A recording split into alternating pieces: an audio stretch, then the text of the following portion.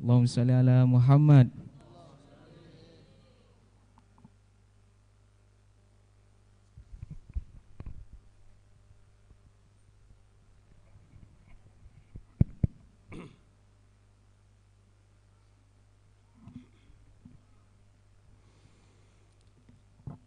Assalamualaikum warahmatullahi wabarakatuh.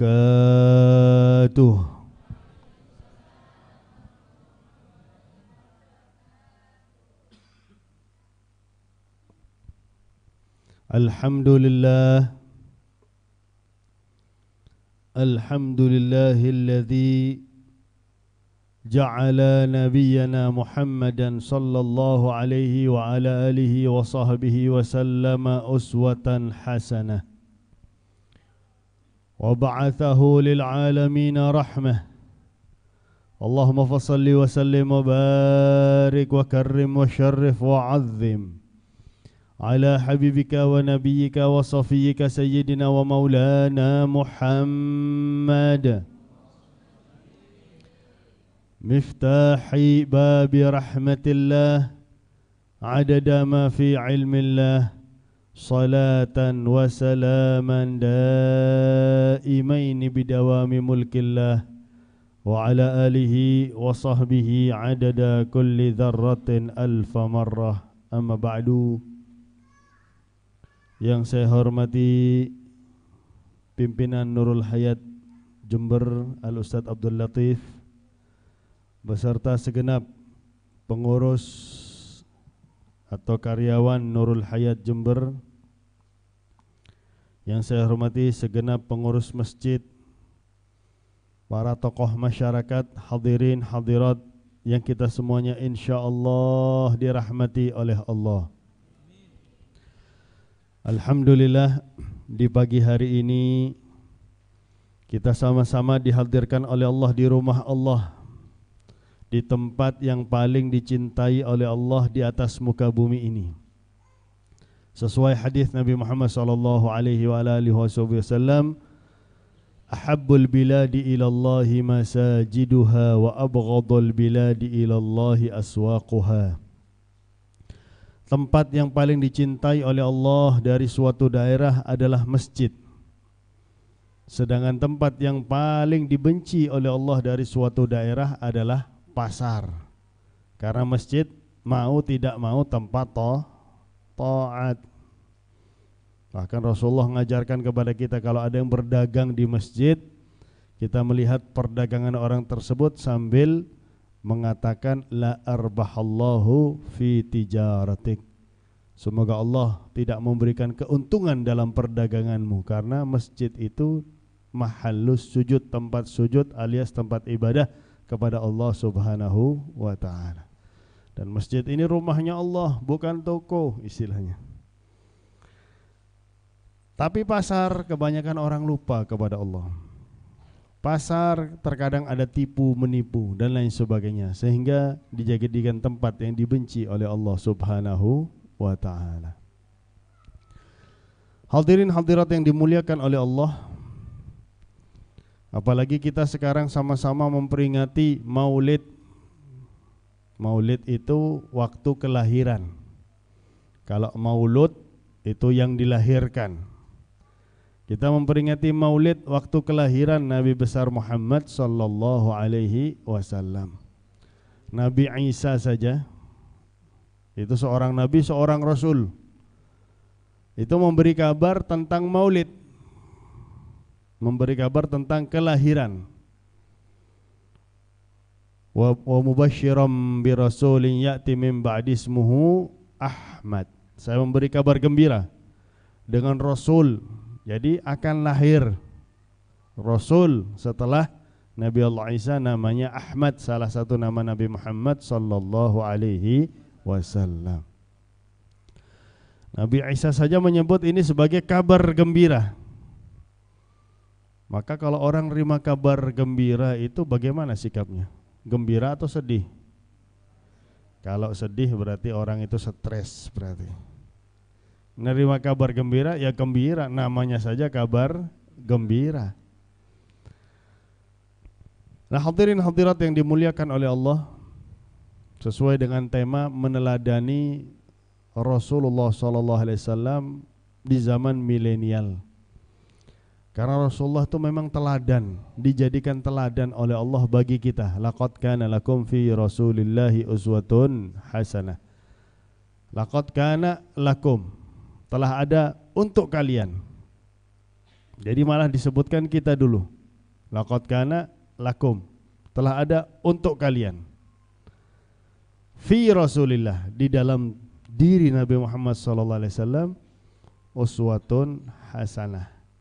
Kenapa kok didudukkan kita lakum? Kenapa enggak mengatakan laqad kana fi Rasulillahi lakum? Kenapa laqad kana lakum? Supaya kita ini betul-betul sadar, kita yang diajak bicara terlebih dahulu oleh Allah. Orang kalau yang diajak bicara dia akan langsung sadar, langsung mengerti, langsung memperhatikan, oh ya saya yang diajak bicara. Apa pembicaraannya? Fi Rasulillahi uswatun hasanah. Di dalam diri Rasulullah ada contoh-contoh yang baik, perilaku yang baik, tindak tanduk yang baik, teladan yang baik. Tapi bukan untuk semua orang ternyata. Ternyata bukan untuk semua orang. Karena Allah sendiri mengatakan, ayat itu enggak putus. Liman kana yarjullaha wal yawmal akhirah wa dzakarallaha katsira. Bagi orang yang mengharapkan ridha Allah. Jadi kalau orang menyontoh Nabi Muhammad, dia akan mendapatkan ridha Allah. Ini balasan yang terbesar. Ridha Allah itu lebih mulia dari surganya Allah. Jadi ketika semua penghuni surga masuk surga, semoga kita dan orang yang kita cintai di dalamnya, amin ya rabbal alamin.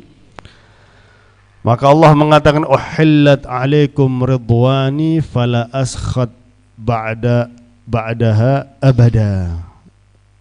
Kalian mendapatkan ridhaku. Jadi setelah surga dapat ridha Allah Subhanahu wa taala.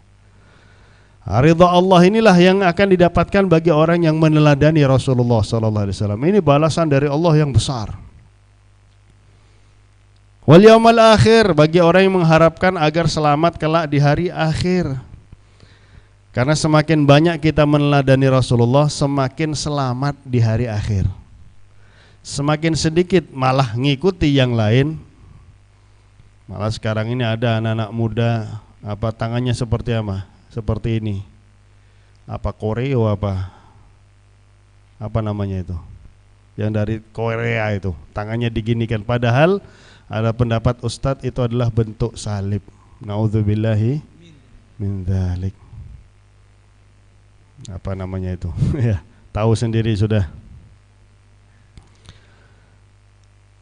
Ini teladan-teladan yang memang sengaja dimunculkan untuk menjauhkan kita dari teladan yang paling bagus, Nabi Muhammad sallallahu alaihi wasallam.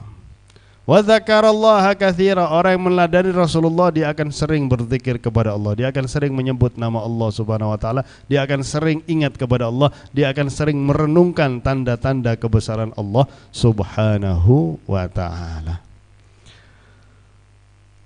Karena Rasulullah itu teladan untuk semua, besar, kecil.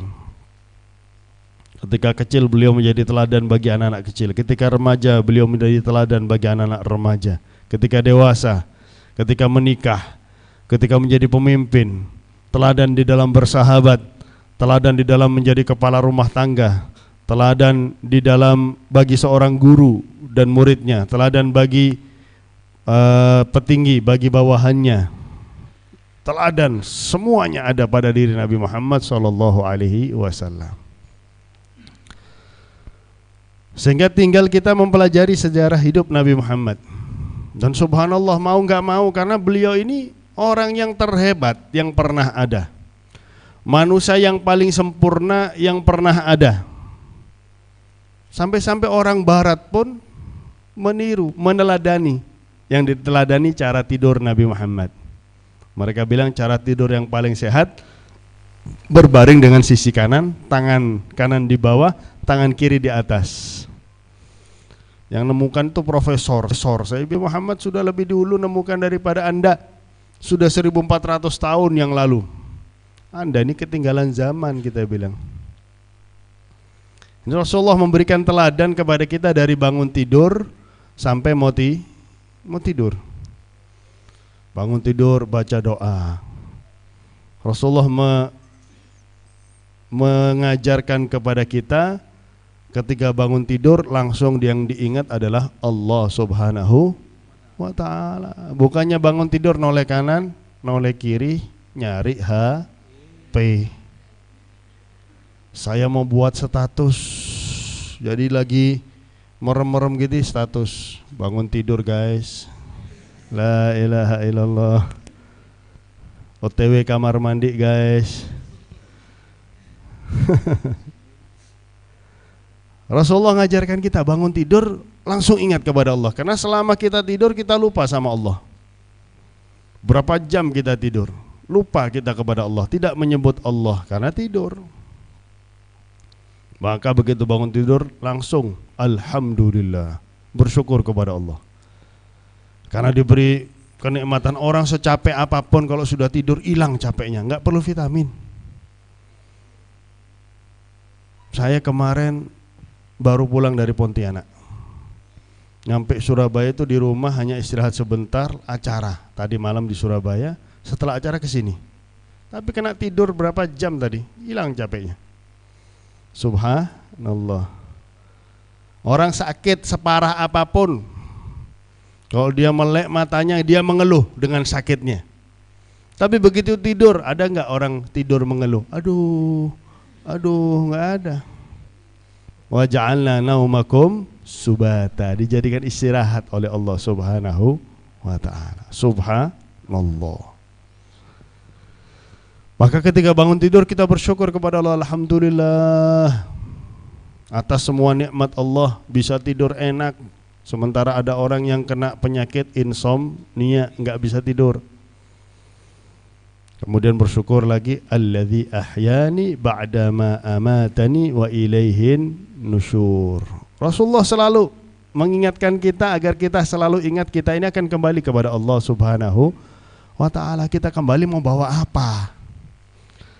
Kita lahir, sengaja dilahirkan oleh Allah tidak bawa apa-apa, tapi jangan sampai kembali tidak bawa apa-apa. Kita sengaja dilahirkan oleh Allah Subhanahu wa ta'ala suci, maka kita harus berusaha kembali pun dalam keadaan suci. Oleh karena itu Rasulullah, Allah Subhanahu wa ta'ala mengutus hambanya yang terbaik untuk kita. Perlu kita bersyukur kepada Allah. Jumlah Nabi itu 124.000, yang terbaik diantara mereka Nabi Muhammad sallallahu alaihi wasallam. Beliau mengajarkan kita, kaum kafir Quraisy, mereka memusuhi Nabi Muhammad, tapi mereka mengakui Nabi Muhammad sallallahu alaihi wasallam. Allama Muhammadan ashabahu hatta al-khara'ah. Muhammad itu mengajari sahabat-sahabatnya sampai-sampai tata cara buang air. Coba Anda tanya sama agama yang lain, kalau kamu mau masuk WC bagaimana caranya? Kok ngurus masuk WC? Ya masuk aja, kenapa? Oh, kalau Nabi kami ada aturannya. Masuk, sebelum masuk berdoa kepada Allah Subhanahu. Kembali diingatkan kepada Allah. Karena kita akan ada di WC, tempat yang kita nggak bisa taat di WC itu. Nggak bisa zikir, nggak bisa sholat. Ada orang sholat di WC? Nggak ada ya. Kita diingatkan oleh Rasulullah dengan doa, Allahumma ya Allah. Sekali lagi menyebut nama Allah. Inni a'udzubika minal khubuthi wal khaba'ith. Karena memang WC itu tempatnya jin, istana jin. Kita lihat kecil, 1 meter kali 2 meter, tapi kalau bagi jin itu hektaran bagi jin. Luas. Saya dulu ketika mondok di Darul Lughah wa Da'wah, ada kawan saya orangnya memang ganteng, luar biasa. Itu dibujuk sama jin, dijemput dari tempat tidurnya, dibawa ke istana jin. Karena jin itu adalah ratunya jin di tempat itu. Kamu lihat ini istana saya, megah. Dia katanya jalan-jalan sampai capek di istana tersebut. Begitu dia sadar, dia berada di WC yang rusak. WC yang pojok tuh WC yang rusak, memang nggak bisa dibuat mandi, nggak bisa dibuat buang air. Loh, kok di sini saya? Tadi kan saya ada di istana yang megah, jalan-jalan sampai capek. Dia pikir, ini mungkin saya tidur jalan dalam tidur, kan itu ada penyakitnya namanya itu. Malam kedua seperti itu, malam ketiga seperti itu, langsung ngadu kepada Ustaz Hasan Baharun. Ustaz Hasan Baharun istilahnya ngomongi sama si jin, jangan diganggu, ini murid saya, nggak diganggu lagi. Ada zikir lain, kalau kita mau masuk WC diajarkan oleh Nabi Muhammad, karena WC itu tempatnya jin. Tempat yang kecil itu bisa ribuan jin di situ. Kita buka aurat. Nah, kalau kita nggak berzikir dengan zikir ini, kita pameran aurat di kamar mandi. Tapi kalau kita berzikir dengan zikir ini, Bismillahilladzi la ilaha illa hu. Jadi setelah Allahumma inni a'udzubika minal khubuthi wal khaba'ith, Bismillahilladzi la ilaha illa hu, baru kaki kirinya masuk WC. Sampai-sampai duduk, tata cara duduk untuk buang air pun diajarkan oleh Nabi Muhammad SAW.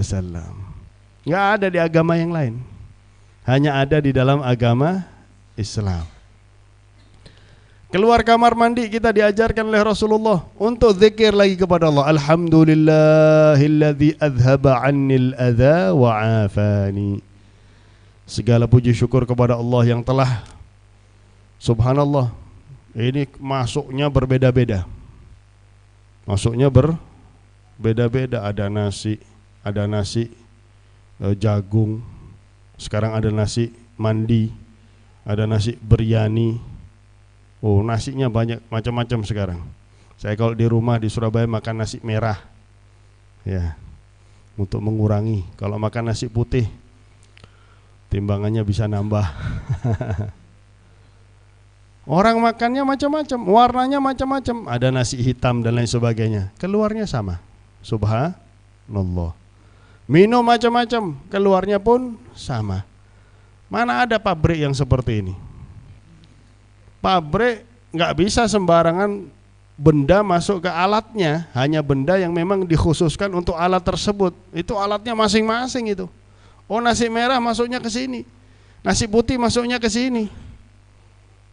Subhanallah, pabrik yang bisa dikatakan berhektar-hektar disingkat oleh Allah menjadi hanya beberapa sentimeter saja. Subhanallah. Dan subhanallah, ini pencernaan asal kita bisa menjaga. Makanya Rasulullah tuh mengajarkan sehat. Kalau makan tuh jangan, waduh, masya Allah. Rasulullah mengatakan sepertiga untuk makanan, sepertiga untuk air, sepertiga untuk udara. Sehingga pencernaannya tuh enak. Kalau penuh perut kita dengan makanan, susah pencernaan itu untuk mencerna, sehingga bisa luka dan lain sebagainya. Subhanallah. Kalau bisa menjaga pencernaan, kemarin saya di Pontianak ketemu orang umur 100 tahun masih jalan, luar biasa. Saya lihat makannya juga masih makan daging. Wah, ini umur 100 masih makan daging kambing. Sementara di Surabaya umur 30 sudah takut makan daging kambing, takut darah tinggi katanya. Padahal Rasulullah paling senang dengan daging kambing. Di Madura saya ketemu sama satu kiai masih memangku pondok pesantren di wilayah Sampang, umurnya 113 tahun. Jalan, cuman kalah di pendengaran saja. Matanya masih sehat, ngerokok lagi. Saya bilang, Kiai, jangan ngerokok sebelah saya, Kiai. Mon sampian ngerokok, angki. Kaulah saya menjauh, napa sampian saya menjauh, lo kenapa? Saya bilang gitu. Silahkan. Kalau saya di Madura bahasa Madura. Kemarin di Banjarmasin saya bahasa Banjar ya. Kalau di Hong Kong bahasa Indonesia tetap ya. Saya nggak tahu bahasa Koreo itu. Nah, hadirin hadirat yang dimuliakan oleh Allah, Rasulullah menjadi teladan bukan hanya kepada kita sebagai umatnya, tapi siapapun yang ingin meneladani Rasulullah SAW, hidupnya bakal sehat. Cuma kalau pahala tidak bisa kecuali didapatkan oleh orang Islam.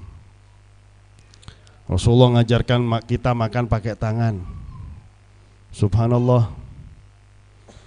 Dulu waktu zaman Belanda, Haji Agus Salim makan dengan Belanda pakai tangan. Belanda ingin menghina Haji Agus Salim. Lihat orang Islam, jorok, makan pakai tangan. Kalau kita kan pakai sendok.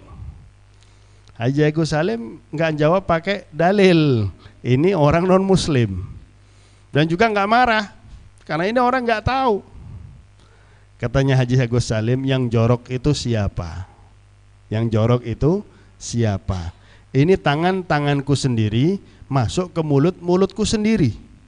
Sedangkan sendok itu berapa mulut yang dimasuki oleh sendok itu?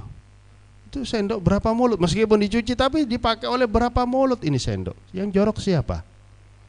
Akhirnya Belandanya diam juga. Iya ya, betul juga istilahnya. Tangan sendiri masuk ke mulut sendiri. Nggak jorok, tapi itu sendok. Malah kadang-kadang orang yang nggak benar makan pakai sendok. Iya. Nauzubillahi min dzalik. Beliau tidak menyampaikan ini sunnah Nabi saya, tidak pakai dalil. Kalau kepada orang yang tidak mengerti tentang agama Islam, makanya ada dalil namanya dalil naqli, ada dalil aqli. Subhanallah, kita makan pakai sendok tapi diniatkan sunnah, karena kaum kafir Quraisy pun makan pakai tangan, karena dulu nggak ada sendok. Jadi kalau kita makan pakai tangan, saya niat mengikuti sunnah Nabi Muhammad, makan pakai tangan, tapi ya dicuci dulu. Jangan sampai habis garuk-garuk dan lain sebagainya ya. Jangan pas habis salaman sama banyak orang nggak pakai cuci tangan dulu. Itu sunnah Nabi Muhammad SAW. Tapi nggak usah sampai bersih, karena subhanallah diketemukan oleh para ilmuwan, baru saja ilmuwan ini menemukan di tangan ini ada bakteri. Kalau kita tidak cuci dengan bersih, ada bakteri-bakteri yang akan masuk ke mulut kita yang akan membantu pencernaan. Subhanallah, baru profesor yang tahu. Baru sekarang kita bilang, Prof, sampean ketinggalan Prof sama Nabi kami Prof. Nabi kami nggak pakai gelar profesor, tapi jauh, karena memang Rasulullah itu jauh lebih pintar. Allah itu menciptakan 100 akal, 99 akal untuk Nabi Muhammad. 1 akal itu bagi-bagi dari zaman Nabi Adam sampai hari kiamat. Meskipun profesor itu hanya bagian dari 1 akal, nggak bakal bisa menandingi kepintaran Nabi besar Muhammad sallallahu alaihi wasallam. Ini dalam kehidupan pribadi, teladan Rasulullah bagi kita sungguh sangat sempurna. Kehidupan manusia yang sempurna. Kalau kita tiru, nggak bakal sakit. Rasulullah tuh nggak pernah sakit dari dirinya, nggak pernah. Sakitnya dari luar. Yang pertama disihir oleh Labid Al-Yahud. Labid Yahudi itu penyihir terhebat di masa itu. Dia mengikat 17 ikatan di boneka yang ditujukan kepada Nabi Muhammad, dilemparkan ke sumur. Pening Nabi Muhammad, sakit kepala dan sebagainya. Tapi ini adalah sarana untuk turun ayat. Maka Allah menurunkan 3 ayat Qul. Jadi Qul huwallahu ahad, Qul a'udzu birabbil falaq, Qul a'udzu birabbin nas. Totalnya 17 ayat. Setiap membaca 1 ayat terlepas 1 ikatan tersebut, sehingga selesai, bebas. Rasulullah sehat kembali. Sakit yang kedua sebelum meninggal dunia, itu pun karena racun. 2 tahun sebelum meninggal, Rasulullah memimpin pasukan untuk mengalahkan Yahudi Khaybar. Yahudi Khaybar ini Yahudi yang terkuat, bentengnya kuat. Pintu bentengnya itu mau diangkat sama 70 sahabat, tidak bergerak sama sekali. Tapi Rasulullah memerintahkan Sayyidina Ali, hanya dengan tangan kiri saja Sayyidina Ali mencopot gerbang yang berat. 70 sahabat nggak bisa.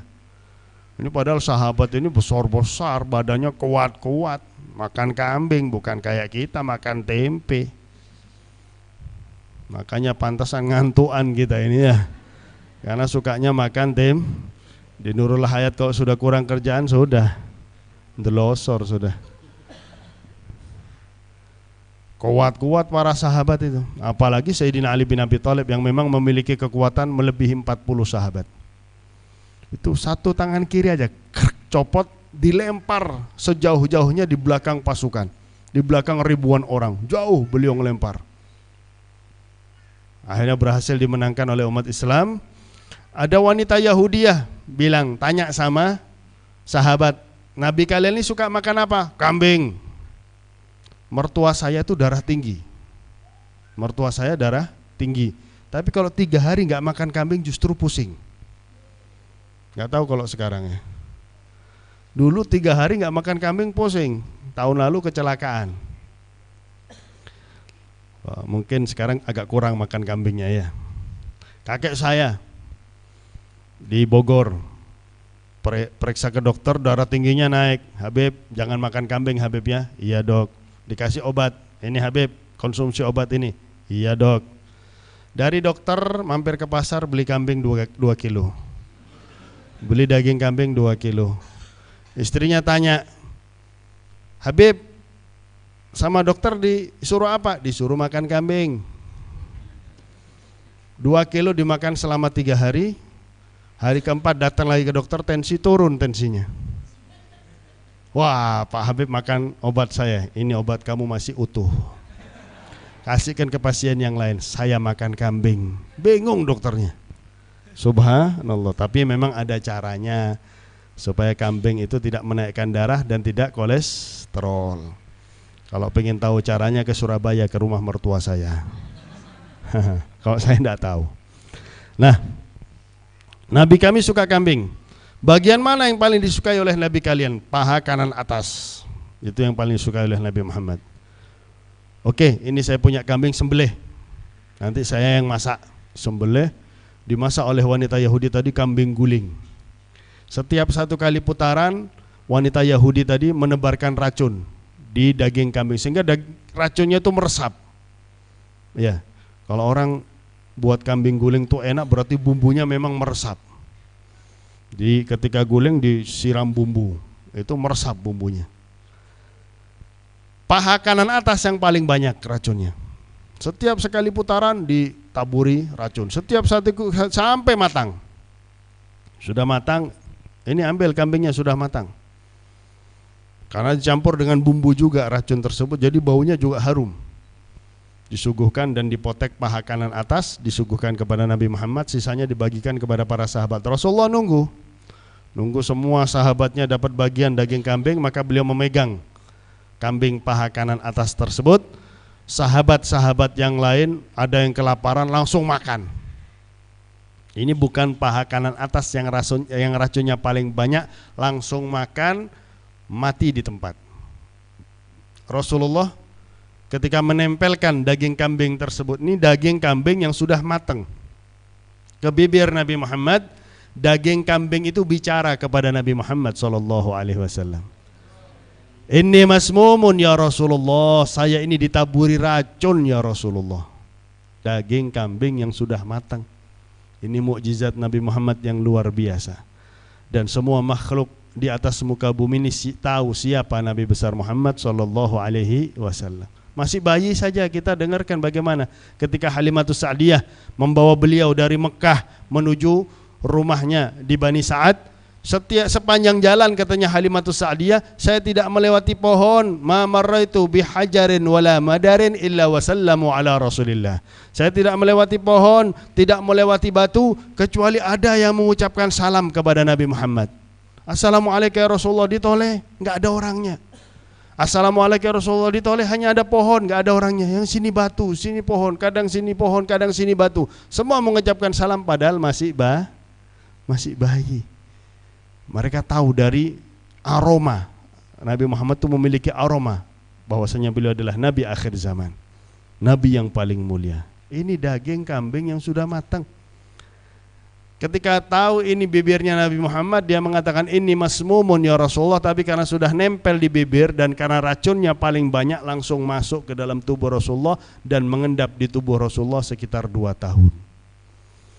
Inilah yang menyebabkan Rasulullah sakit 14 hari sebelum meninggal dunia, sehingga para ulama sepakat Rasulullah pun meninggal dalam keadaan syahid karena didapatkan dari racun yang beliau dapati ketika peperangan Khaybar. Itu saja, nggak pernah sakit. Bahkan para tabi'in, jangankan sahabat, para tabi'in di Madinah, suatu saat ada dokter mendengar di Madinah tuh nggak ada dokter dari Mesir. Wah, saya tak pindah ke Madinah aja, banyak order ini di Madinah nanti. Pindah ke Madinah, 6 bulan buka praktek, nggak ada satupun pasien yang datang. Maka dia keluar tanya sama orang-orang, kalian ini manusia apa malaikat? Kok nggak sakit-sakit? Nah, ini doanya dokter ya. Dari zaman tabi'in doanya dokter tuh begitu. Ya Allah, kasih saya pelanggan yang banyak ya Allah. Minta orang sakit. Tapi kalau dokter di Jember insya Allah enggak ya. Ini yang di Surabaya ini. Kalian manusia apa malaikat? Kok nggak sakit-sakit 6 bulan? Kami manusia. Kok bisa nggak sakit? Kami mempraktekkan gaya hidup Nabi besar Muhammad sallallahu alaihi wasallam. Ini beliau teladan bagi kita di semua sisi. Mari kita meneladani Nabi Muhammad. Siapa kita? Kita kepala rumah tangga, kita teladani Rasulullah di dalam menjalankan rumah tangganya. Kita seorang ayah, kita jalankan bagaimana Rasulullah ketika menjadi seorang ayah. Kita punya sahabat. Sahabat Nabi Muhammad itu mengatakan setiap mereka duduk sama Nabi Muhammad, mereka merasakan mereka lah orang yang paling dicintai oleh Nabi Muhammad SAW. Setiap sahabat. Karena Rasulullah tidak pernah membedakan orang. Kalau kita kan kadang-kadang masih membedakan orang. Wah, ini orang bisa bermanfaat nggak buat saya ini? Kita baik-baik sama dia. Tapi kalau ada orang kadang-kadang kita pikir, waduh ini mau minta duit ini, lebih baik saya menghindar duluan dah. Waduh orang ini nggak manfaat, ini buang-buang waktu, ini nggak mau ditemani. Tapi Rasulullah menemani semua dan semua merasa mereka lah orang yang paling dicintai oleh Nabi Muhammad. Karena Rasulullah yu'amiluhu mu'amalatal habib disebutkan. Rasulullah itu selalu berinteraksi dengan orang seakan-akan orang itu adalah orang yang paling dicintai oleh Nabi Muhammad SAW. Kalau kita berinteraksi dengan orang yang paling kita cintai kan, waduh, kita akan menyenangkan dia, menggembirakan dia, membuat dia senyum dan lain sebagainya. Kemudian Rasulullah juga teladan bagi para pemimpin. Yang ini yang agak susah ya. Yang ini yang agak susah. Ketika hijrah saya contohkan. Ketika turun perintah hijrah, Rasulullah menyampaikan kepada para sahabat, Allah sudah memerintahkan kalian untuk hijrah ke Madinah. Hijrahlah kalian ke Madinah. Semua sahabat itu rela mengorbankan jiwanya demi Nabi Muhammad, rela. Maka mereka mengatakan, ya Rasulullah, bukankah tidak baik engkau hijrah bersama kami, sehingga kalau ada apa-apa di tengah jalan kami bisa melindungimu ya Rasulullah. Rasulullah senyum. Ini baru namanya pemimpin yang insya Allah nggak ada ini, sampai kapanpun nggak bakal ada seperti ini. Wahai sahabat-sahabatku, yang dicari oleh kaum kafir Quraisy adalah aku. Kalau mereka tahu aku hijrah bersama kalian, maka hijrah kita penuh mara bahaya. Tapi kalau kalian hijrah dan kaum kafir Quraisy tahu aku masih di Mekah, kalian akan aman-aman saja. Kalian akan selamat. Subhanallah. Yang ada pemimpin sekarang kalau ada bahaya lari duluan. Betul? Pak, bagaimana rakyat Anda? Sakarepe. Yang penting aku selamat.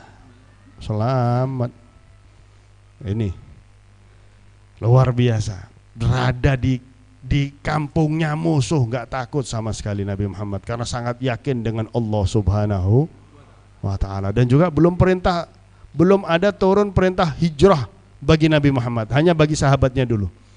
Sampai semua sahabatnya pergi, tinggal Sayyidina Abu Bakar, Sayyidina Ali, dan juga keluarga Rasulullah yang perempuan. Hanya itu. Katanya Abu Jahal, wah kesempatan ini, Muhammad sudah nggak ada teman-temannya. Makanya ketika subhanallah kaum kafir Quraisy yang lain mengatakan kepada Abu Jahal itu pintar, makanya dijuluki Abu Jahal, bapaknya goblok. Kenapa dijuluki bapaknya goblok? Orang yang berhadapan sama Abu Jahal jadi goblok.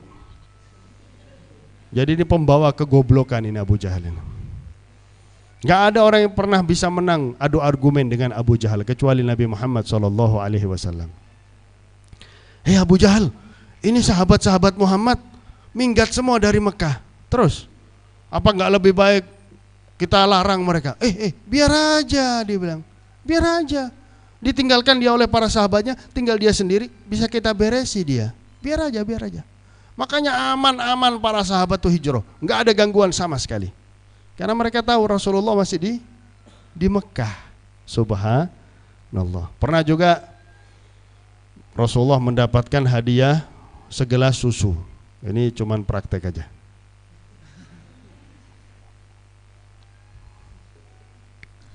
Ini bagus, ini ceramah duduk ini bagus karena sunnahnya minum itu duduk. Subhanallah. Baru saja beberapa tahun yang lalu para profesor, sekali lagi saya sebutkan, para profesor mengetahui kalau kita minum dalam keadaan duduk ada penyaring di tubuh kita yang terbuka. Sehingga air yang kita minum itu tersaring, bakterinya nggak lolos ke pencernaan. Subhanallah. Tapi kalau kita minum dalam keadaan berdiri, penyaring ini tertutup sehingga langsung lolos. Lebih sehat minum dalam keadaan duduk. Dan yang belum ditemukan adalah minum dengan tangan kanan.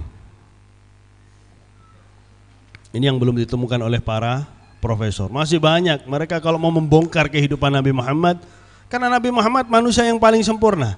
Jadi kehidupannya itu paling sempurna. Kalau ingin hidup enak, ikuti Nabi besar, teladani Nabi besar Muhammad SAW. Rasulullah dapat segelas susu. Maka Rasulullah memanggil Abu Hurairah. Abu Hurairah itu pemimpin Ashabus Suffah. Ashabus Suffah itu 70 sahabat yang dipimpin oleh Abu Hurairah, termasuk Abu Hurairah yang tidur di serambi masjid Nabi Muhammad SAW. Karena di antara mereka memang banyak yang miskin. Tapi juga ada di antara mereka yang sengaja, seperti Abu Hurairah, sengaja tidur di serambi masjid Nabi supaya lebih dekat dengan Nabi. Dan terbukti meskipun Abu Hurairah itu hanya 3 tahun, baru 3 tahun masuk Islam sebelum Nabi meninggal. Abu Hurairah itu hanya 3 tahun hidup bersama Nabi Muhammad. Beliau adalah perawi hadis yang terbanyak, Sayyidina Abu Hurairah. "Wahai Abu Hurairah, alhamdulillah saya dapat rezeki. Ashabus Suffah 70 orang itu makan kalau Rasulullah makan. Kalau Rasulullah nggak makan, mereka nggak makan. Karena mereka ingin mengabdikan dirinya hidup bersama Nabi Muhammad. Panggil sahabat-sahabatmu." Sudah datang semua, suruh mereka minum susu 1 gelas ini. Abu Hurairah bingung, ini 1 gelas untuk 70 orang. "Ya Rasulullah, apakah tidak lebih baik Anda yang minum duluan ya Rasulullah? Kami meminum berkat Anda ya Rasulullah." Senyum Rasulullah. Ini jawaban pemimpin yang gak ada sekarang ini. "Khadimul qaum akhiruhum syurba," kata Rasulullah. Pemimpin kaum itu minumnya terakhir. Pemimpin kaum minumnya terakhir. Sekarang yang menikmati fasilitas siapa? Rakyat atau pemimpin? Rakyat, listriknya dibatasi. Pemimpin, waduh, mau pakai apa aja los, betul.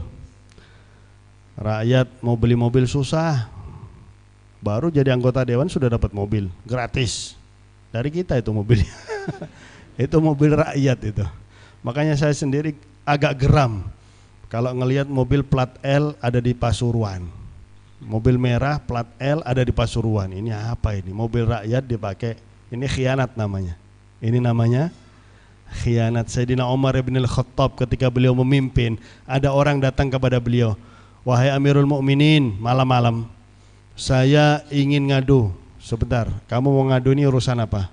Urusan negara atau pribadi?" "Urusan pribadi wahai Amirul Mukminin." "Oke, kita gelap-gelapan aja, nggak pakai lampu, karena lampu ini biaya dari negara. Kalau urusan negara saya nyalakan lampu ini." Allahu Akbar. Sekarang mereka kadang-kadang AC-nya nggak dimatikan. Betul. Na'udzubillahi. Kita doakan aja dapat hidayah. Al-Imam Suyuti mengatakan, kalau saya diberi 1 doa yang dikabulkan oleh Allah, saya doakan para pemimpin mendapatkan hidayah dari Allah Subhanahu wa ta'ala. Kita nggak bisa apa-apa, mereka yang punya kekuasaan kok. Kita doakan aja diberi hidayah oleh Allah Subhanahu wa ta'ala, atau mati cepat insyaallah. Amin ya rabbal alamin. Yang kedua gak enak ya. supaya nggak lama-lama mereka khianat. Nah, khadimul qaum, pemimpin kaum, minum yang terakhir. Ayo minum, tapi gelas itu sudah dipegang oleh Rasulullah, termasuk mukjizat Nabi Muhammad. Wa minha takthirul qalil, bisa memperbanyak sesuatu yang sedikit. 70 sahabat tadi minum sampai kenyang. Itu kembali utuh kepada Nabi Muhammad SAW. Ini mukjizat Nabi Muhammad. Kalau pemimpin sekarang, saya tak ngombe disik. Loh aku gak ngombe, jadi urusanku. Kamu kan wajib bayar pajak, kalau saya gak wajib. La ilaha illallah. Ini teladan. Kalau diikuti oleh pemimpin seperti para sahabat Nabi Muhammad, kita lihat bagaimana. Sayyidina Umar bin Khattab ketika beliau memimpin, beliau mengikuti Nabi Muhammad. Suatu saat Madinah itu gempa. Maka Sayyidina Umar bin Khattab mengetuk tanah dengan tongkatnya sambil mengatakan, bukankah saya ini pemimpin yang adil? Langsung diam. Gempa itu langsung berhenti. Coba ada pemimpin sekarang seperti itu. Ada gempa, dia langsung hadapi gempa. Bukankah saya pemimpin yang adil? Mate ki. La ilaha illallah. Atau lumpur lapindo itu. Seperti Sayyidina Umar bin Khattab, ketika beliau dilapori sungai Nil itu pernah kering. Dan dulu kalau sungai Nil kering, dilemparkan perawan ke sungai Nil, langsung dia mengalir lagi. Masya Allah, ada yang mau daftar ini perawan-perawan. Maka disampaikan ketika Mesir sudah dikuasai Islam, Amr bin As sebagai gubernur Mesir dulu, yang memimpin Mesir itu gubernur bukan presiden. Karena presiden hanya satu sedunia, Amirul Mukminin. Wahai Sayyidina Umar bin Khattab begini. Maka Sayyidina Umar bin Khattab nulis surat ke Nil, min Umar bin Khattab ila Nil, dari Umar bin Khattab ke sungai Nil. Kalau engkau mengalir dengan izin Allah, mengalirlah. Ini surat lemparkan ke sungai Nil. Dilemparkan ke sungai Nil, surat dari Sayyidina Umar bin Khattab. Sampai sekarang nggak pernah kering. Mukjizatnya, keramatnya Sayyidina Umar bin Khattab. Kenapa? Karena dia ketika memimpin, dia mengikuti Nabi Muhammad SAW. Ya pemimpin, ya wali. Ya pemimpin, ya wali Sayyidina Umar. Banyak terbukti kewalian Sayyidina Umar bin Khattab. Nah, hadirin hadirat yang dimuliakan oleh Allah, di zaman sekarang disebut zaman milenial. Banyak hal-hal yang bisa membuat kita jauh dari Nabi Muhammad. Maka mari kita pelajari. Kita praktekkan akhlak Nabi Muhammad, tindak tanduk Nabi Muhammad, perilaku Nabi Muhammad yang bisa kita lakukan.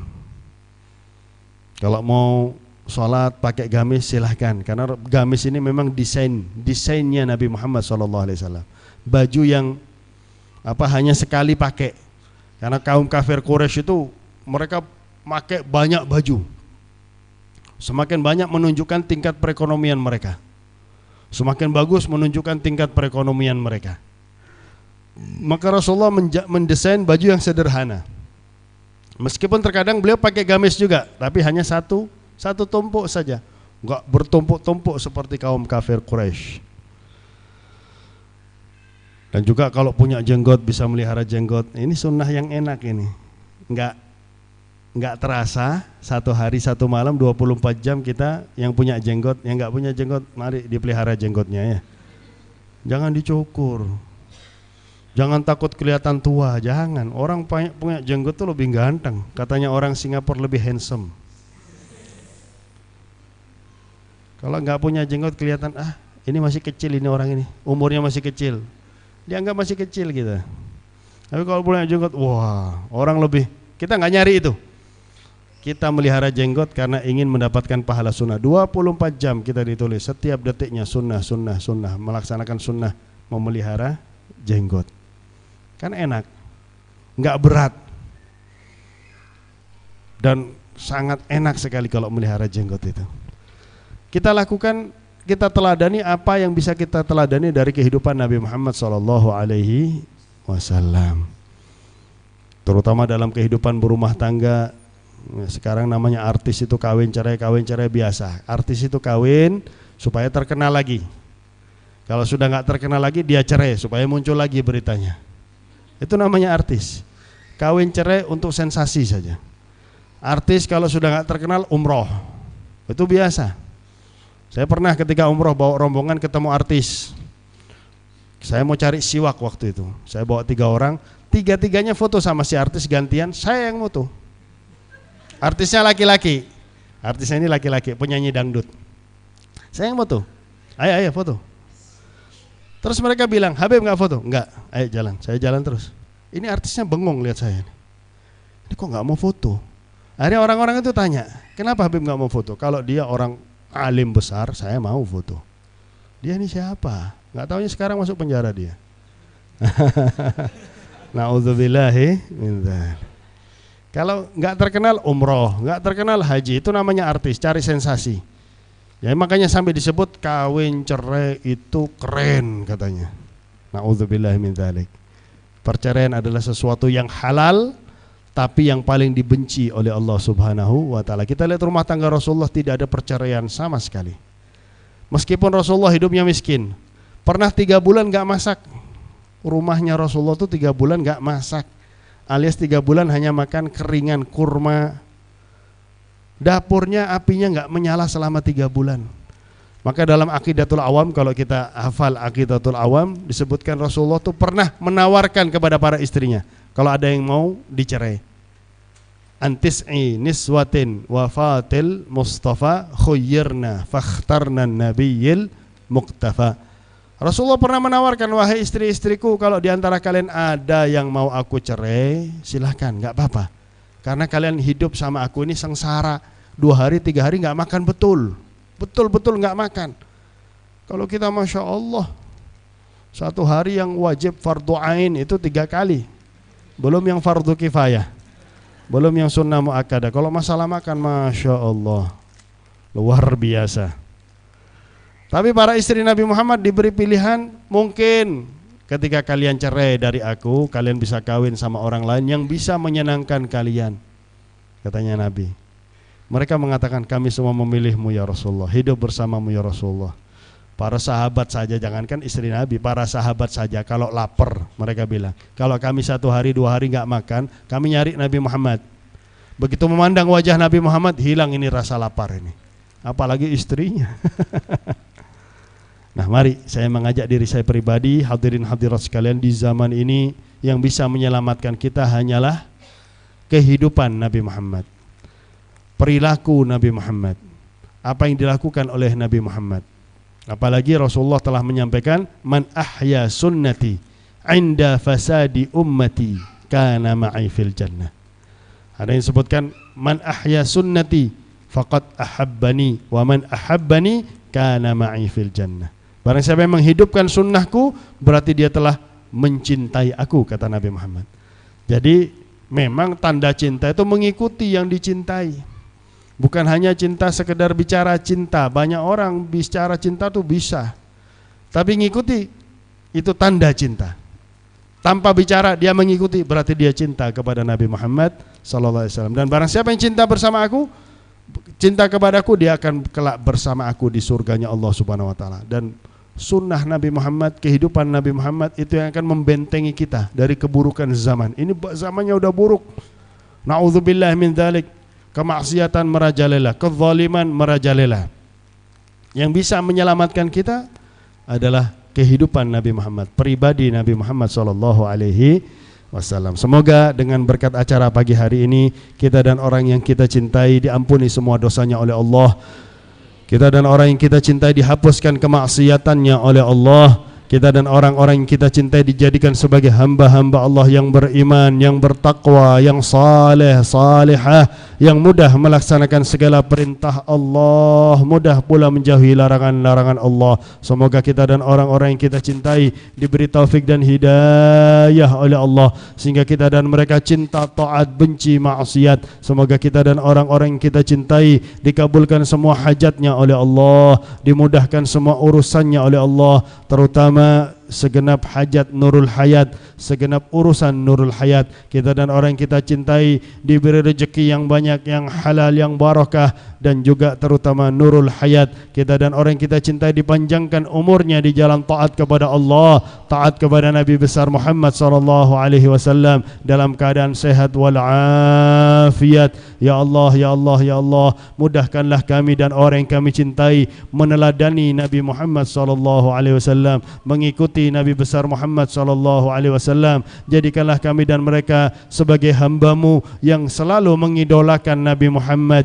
Jauhkanlah kami dan orang yang kami cintai dari idola-idola yang sesat, dari idola-idola yang bejat, dari idola-idola yang menjauhkan kami dari Nabi besar Muhammad sallallahu alaihi wa ala alihi wa sahbihi wa baraka wasallam. Ya Allah, ya Allah, ya Allah, dekatkanlah kami dan orang yang kami cintai kepadamu, kepada Nabi-Mu Muhammad, kepada kebaikan dan orang-orang baik, kepada ahli surga dan amalan-amalan ahli surga. Jauhkanlah kami dan orang yang kami cintai ya Allah dari tipu daya jin, syaitan, manusia, Yahudi dan Nasara, nafsu dan hawa dan dunia. Jauhkanlah kami dan orang yang kami cintai ya Allah dari keburukan zaman ini dan keburukan orang-orang di zaman ini. Jauhkanlah kami dan orang yang kami cintai ya Allah dari kemaksiatan dan ahli maksiat. Jauhkanlah kami dan orang yang kami cintai ya Allah dari ahli neraka dan amalan-amalan ahli neraka. Hidupkanlah kami dan mereka dalam keadaan baik ya Allah. Matikanlah kami dan mereka dalam keadaan baik ya Allah. Dan kalau sudah sampai ajal kami dan orang yang kami cintai ya Allah, cabutlah nyawa kami dan mereka ya Allah dalam keadaan husnul khatimah ya Allah. Biha ya Allah, biha ya Allah, bihusnil khatimah ya Allah, bihusnil khatimah wa bijahih walid Fatimah umnun bihusnil khatimah ya Allah. Ya Allah bihusnil khatimah ya Allah. Mudahkanlah ketika sakaratul maut lisan kami dan orang yang kami cintai mengucapkan kalimat la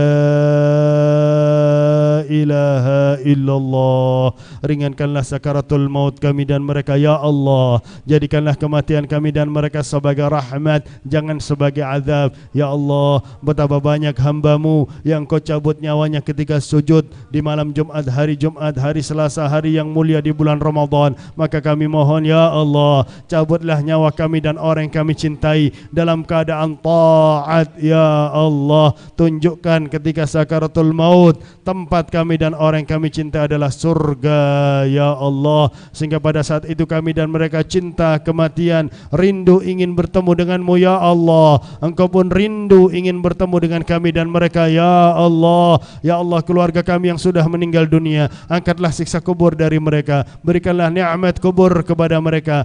Kelak di hari kiamat ya Allah, bangkitkanlah kami dan semua orang yang kami cintai, wajah, tangan, rambut, kepala, kaki bercahaya ya Allah, sehingga diakui sebagai umat oleh Nabi Muhammad, disambut oleh Nabi Muhammad, berdiri di safnya Nabi Muhammad, memandang wajah Nabi Muhammad, menikmati keindahan Nabi Muhammad, menikmati ketampanan Nabi Muhammad, mencium tangan Nabi Muhammad, mendapatkan syafaat Nabi Muhammad, minum dari telaga Kautsar dari tangannya Nabi Muhammad, melewati siratal mustaqim ya Allah, dituntun oleh Nabi Muhammad, masuk ke surga-Mu ya Allah bersama Nabi besar Muhammad sallallahu alaihi wa ala alihi wa sahbihi wasallam. Rabbi faj'al mujtama'na ghayat husnul khitami wa'tina ma qad sa'alna min atayakal jisami wakrimil arwah minna biliqa khairil anami wablighil mukhtar anna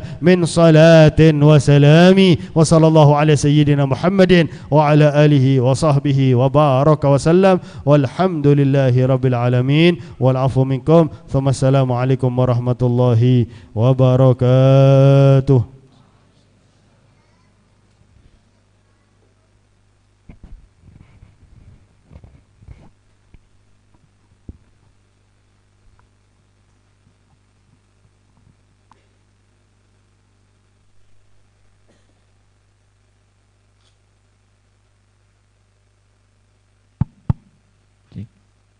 Sebelum kita tutup, mungkin ada pertanyaan dari para jemaah, dari jemaah Iwan terlebih dahulu.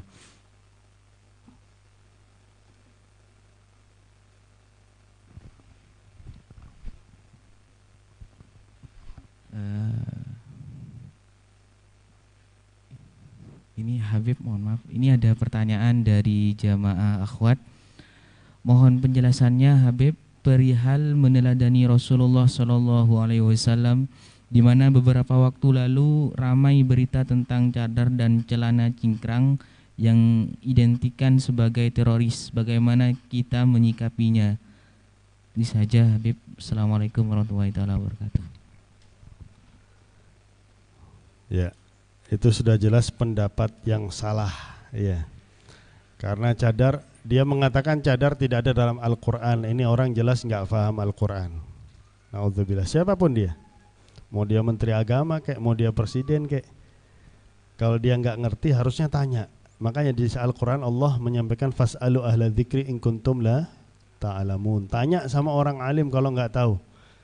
Sebab turun ayat ya ayuhan nabi qul li azwajika wa banatika wa nisa'il mu'minin yudnina 'alaihinna min jalabibihinna dzalika adna an yu'rafna fala yu'dzain. Ini dalam tafsir yang paling kecil, tafsir Jalalain, yang disebut tafsir paling kecil, karena hanya satu kitab tafsir Jalalain. Kebanyakan tafsir itu ada 2, ada 3, ada 4 jilid dan lain sebagainya. Apa yang disebut jilbab? Karena dulu wanita itu berjilbab. Zaman jahiliyah itu berjilbab. Cuman yang ditutupi rambutnya bagian depan ini terbuka sampai dada. Jadi baju dada itu terbuka. Kadang-kadang dada itu kelihatan sedikit. Itu jilbab zaman dahulu. Ketika datang Islam agak ditutup dadanya, sehingga jilbab seperti wanita yang sekarang. Maka Sayyidina Umar bin Khattab keretak dalam hatinya seandainya istrinya Nabi ini ditutup semuanya. Maka dari keretak hati Sayyidina Umar tersebut turunlah ayat tadi, sehingga Al-Imam Jalaluddin As-Suyuti dan Al-Imam Jalaluddin Al-Mahalli, makanya disebut Jalalain karena yang mengarang itu 2 Jalal. Mereka menyampaikan jilbab itu thawbun talhafu jami'al badan, pakaian yang menutupi seluruh tubuh, jadi cadar. Sehingga disebut dalam hadis Sahih Bukhari, ini hadis Sahih Bukhari ini. Setelah turun ayat tadi, wanita di Madinah bagikan gagak hitam, tertutup rapi. Bahkan disebutkan kalau sahabat wanita itu berdiri di tengah jalan, berdiri saja, itu enggak ketahuan mana depan mana belakangnya, karena rapi, tertutup rapi. Kalau mereka jalan baru tahu. Masa yang dituju itu, masa dia jalan mundur? Namun dia nggak ada spionnya ya. Yang dituju itu berarti depan, yang ini belakangnya. Subhanallah, saking rapinya. Bajunya itu lebar sehingga tidak menunjukkan body, badannya tidak kelihatan. Ini hati-hati kalau mereka tidak bertobat, kita takutnya. Karena yang dikritik ini syariat Allah. Bahkan dibalikkan. Ini syariat dibalikkan, dibilang budaya. Ini kan namanya sudah mengingkari perintah Allah. Na'udzubillah min dzalik. Ini kalau dalam hukum fikih ya, kalau dalam hukum fikih orang ini sudah dihukumi murtad. Orang ini sudah dihukumi murtad, tidak mengakui syariat Allah Subhanahu wa taala, sudah dihukumi murtad, tidak beriman kepada Allah Subhanahu wa taala. Tapi dalam mazhab Syafi'i itu kita bagi dua pemimpin. Dua ulama. Kebanyakan ulama Syafi'i bisa dikatakan, ini kenapa nih kok bunyi ini? Masuk waktu zuhur. Oh Masya Allah, cepat ya zuhur di Jember ya. Padahal sama aja ya. Kebanyakan ulama Syafi'i bisa dikatakan sekitar 95% mewajibkan cadar, karena ngikuti Nabi dan para sahabat. Tapi ada Al-Imam Rafi'i, pemimpin ulama, yang mengatakan aurat wanita di dalam sholat, di luar sholat sama, kecuali wajah dan telapak tangan. Tapi seperti di sholat bagaimana? Masa ada orang di sholat bersolek? Ada di sholat orang pakai lipstik? Nggak ada. Ada pakai bedak dan lain sebagainya, kena wudhu habis luntur sudah ya. Malah lucu nanti kalau orang pakai bedak pas kena wudhu, wah, ada yang putih, kayak ada kocan nanti ya. Jadi yang berjilbab mengikuti pendapat Al-Imam Rafi'i, yang bercadar mengikuti kebanyakan pendapat Al-Imam Syafi'i. Yang tidak diperbolehkan yang bercadar mengkritik yang berjilbab mengkritik yang cadar, karena sama-sama memiliki dasar hukum. Mau celana cingkrang itu pun nggak ada urusannya sama terorisme, ya nggak ada. Di Yaman, apalagi di Hadramut, itu sarungnya cingkrang semua. Mau habaib mau bukan habaib. Kenapa? Karena kalau sarungnya agak ke bawah, kotor yang bagian bawah. Karena di sana itu debu semua. Jalan aspal tuh hanya sedikit. Jalan tuh kebanyakan berdebu, sehingga sarungnya mereka agak cingkrang. Dan tidak ada di sana pengeboman tuh ada. Jadi bukan ciri pakaian tuh bukan ciri-ciri terorisme. Bahkan ya maaf, yang ngebom di Surabaya, yang ngebom di gereja itu, suaminya ngebom gereja lain, istri dan 2 putrinya ngebom gereja lain. Sebelum ngebom istrinya itu nggak pernah bercadar sama sekali. Ketika ngebom baru bercadar. Nah ini menunjukkan bahwa itu bukan terorisme, bukan pakaiannya teroris. Kalau memang bercadar pakaian teroris, satu Saudi itu teroris semua. Satu Saudi itu cadaran.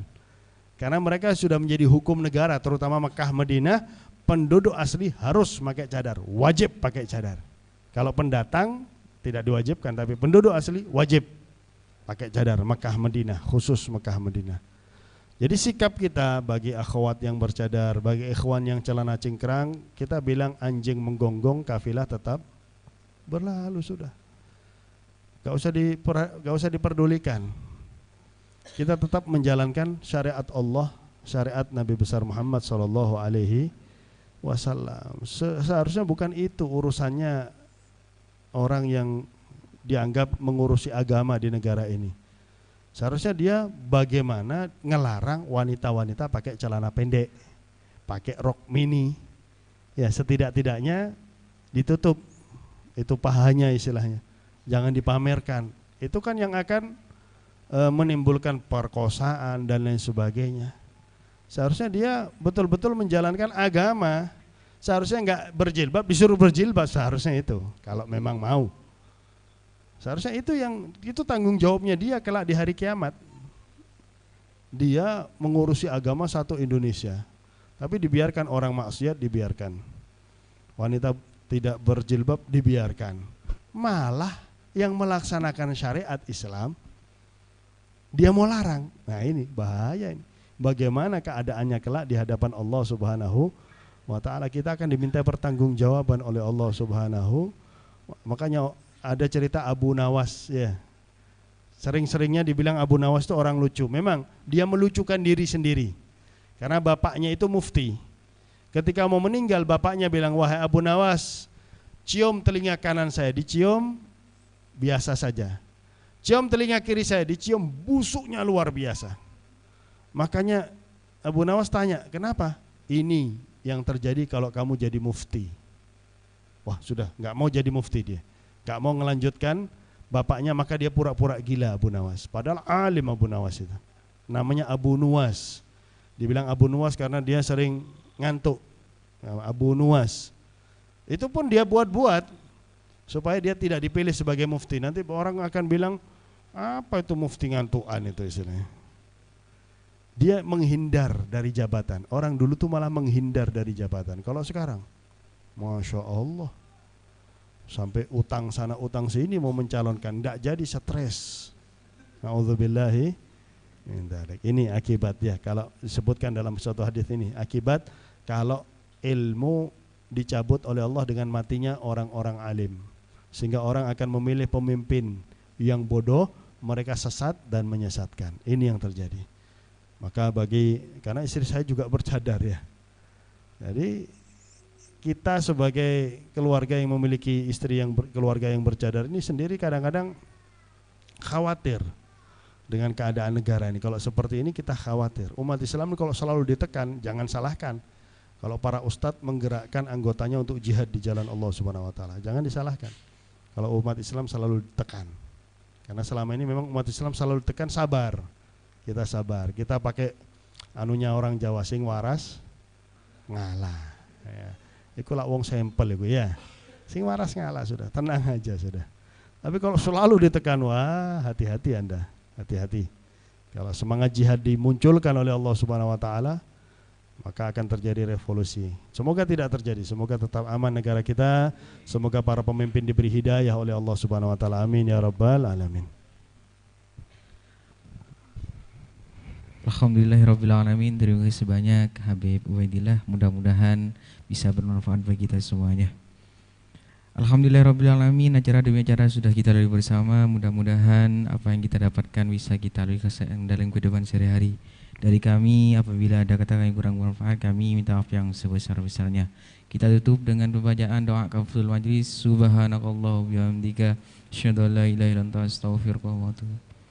Assalamualaikum warahmatullahi taala wabarakatuh.